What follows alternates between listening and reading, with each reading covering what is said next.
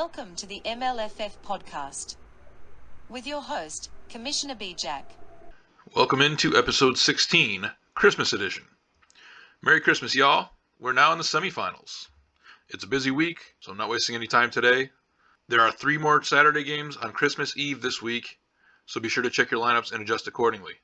Let's get to it. Let's go! We'll do it live! Fuck it! Jose defeats Ben by a 7-point margin to snap a 4-game losing streak with a 99.7% optimal lineup, the most optimal lineup in the wildcard round. Ben's lineup was 69%, Nice. the least optimal lineup this week in his 3rd consecutive loss. Mixon and Swift both kinda sucked. Michael Gallup ate shit, and Greg Dulcich watched as the other white tight end on the Broncos torched the Cardinals.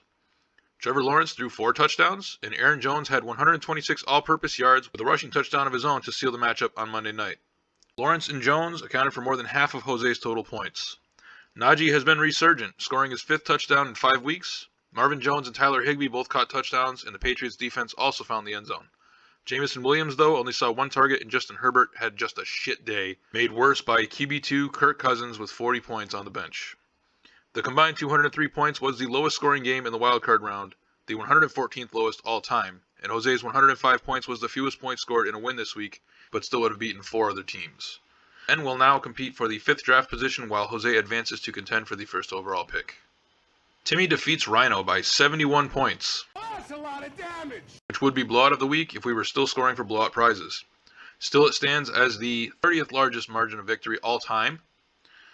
Timmy's lineup was 91% optimal, and the win snapped a 3-game losing streak, while Rhino's lineup was 94% optimal in his 2nd loss in a row.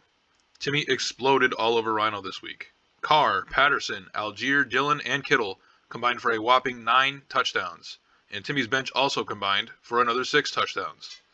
On Rhino's side, CeeDee Lamb had a solid game. Pretty much everyone else sucked, especially Miles Sanders and Jamal Williams, but also Pat Freiermuth, who didn't see a single target. Timmy's 156 points was the most points scored this week, the 105th most all time, and 58 points more than his season average. And Rhino's 85 points was the fewest points scored this week, I shit myself! the 122nd fewest points scored all time. Rhino will now compete for the 5th draft position while Timmy advances to contend for the 1st overall pick. Spencer defeats John by 0.19 points, the narrowest margin of victory in the wildcard round, with a 93% optimal lineup to John's 94%. This was Spencer's 3rd win in a row, He's on fire! and it snapped John's 4-game winning streak. The 0.19 points was also the 3rd narrowest margin of victory all time, and the narrowest playoff victory in league history. A lot of yardage in John's starting lineup, but only Protestant McCaffrey found the end zone. His 26 points was only good for RB7 on the week, which is a good indicator of how strong the week was for running backs. Evan Ingram fell back to earth, and Daniel Jones was John's primary disappointment with only 11 fantasy points, having thrown for only 160 yards. DeAndre Carter also sucked, and would have only had 1.5 points if not for his return yardage. Mahomes put up 38 points against the Texans as the QB3 on the week, and continues to be the backbone of Spencer's roster. Devonta Smith had 126 receiving yards, and Jamar Chase snagged a short touchdown late in the game. Cade Otton, though, had 1 catch, Rashad White flipped roles with Leonard Fournette, and Darius Slayton was brought down by Daniel Jones' shitty performance, setting up a nail-biter going into the Monday night game. Needing just under 8 points for Spencer to sneak out the win, Christian Watson waited until the last possible moment to deliver, capping off an 8.1-point performance with an 8-yard reception that came with 2 minutes left in the game. John will now compete for 5th place, while Spencer advances to the semifinals. Brian defeats Gardo by exactly 20 points for my 2nd win in a row, He's heating up! with a 95% optimal lineup to Gardo's 97%. Gardo had a solid week, with mostly average or above performances from his entire lineup. Tyreek, T. Higgins, and D.P. Jones all caught touchdowns, and the Cowboys' backup running back, Ezekiel Elliott, also found the end zone. His 5th straight game with a touchdown.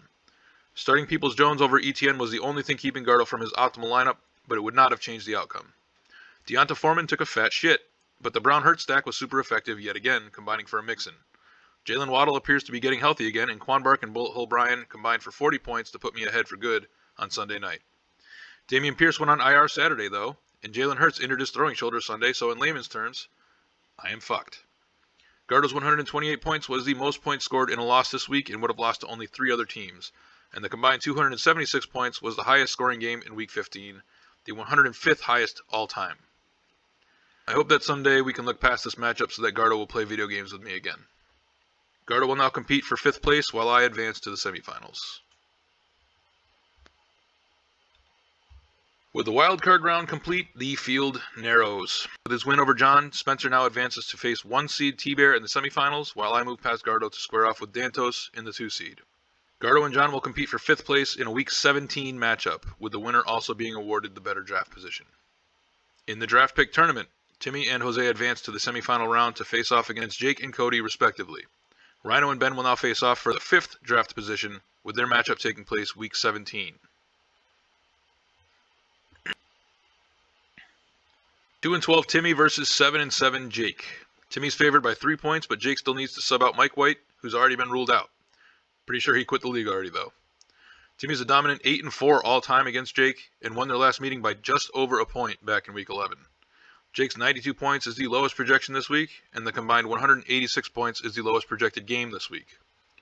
I can't help but wonder, if Jake doesn't fix his lineup but has already quit the league, does the competitive lineup rule still come into effect? 7-7 Cody versus 5-9 Jose. In a rematch of West Division rivals, this is their 3rd meeting this season. Cody's a 22-point favorite in the widest projected margin this week. Cody beat Jose by 47 and 36 points in both their meetings this season. If that trend is any indicator, then Cody will win by 25 this week. 9-5 Dantos versus 8-6 Brian. Dantos is favored by 19 points and is 6-3 against me all time. He beat me by 23 points back in Week 9. I'm on a 2-game winning streak, but Dantos' heavy hitters have great matchups while my team is slowly dying. Gardo, speaking from experience, the only thing more frustrating than losing in the playoffs is watching the team that beat you go on to get fucking demolished in the next round. So, sorry in advance. 11-3 T-Bear versus 8-6 Spencer. T-Bear is an 18-point favorite this week and 5-3 against Spencer all time. Back in Week 7, T-Bear rearranged Spencer's insides, putting up his highest point total on the season. T-Bear's 129 points is the largest projected score this week. The combined 241 points is the highest projected game in the semifinals. And with both managers riding 3-game winning streaks, this is the Game of the Week. Spencer got vengeance against John last week. Now he comes for T-Bear. The league payout standings. With the blowout of the year and most blowouts already settled, the league pick'em is now nearing conclusion. Dantos has extended his lead to 2 points, and John now joins Jose in a tie for 2nd place. Look at this shit. That is it. The Pro Bowl is Week 18. That's 17 days away. This is another reminder that your division's Discord channel is open for you to communicate strategy and plan your lineup with your division mates. Don't forget that the Pro Bowl lineups require exactly 3 players started from each manager's roster. Don't forget to submit the weekly pick'em. A link to the form, as always, can be found in the commissioner's note and also as a pinned comment in the Discord server. Merry Christmas, everybody. Be safe, and good luck this weekend. Don't forget to like and subscribe. Just kidding. Eat shit. Thank you for listening to the MLFF podcast.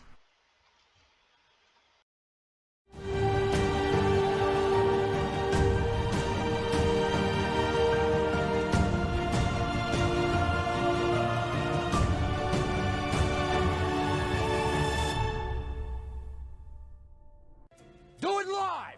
I'll write it and we'll do it live! And thing sucks!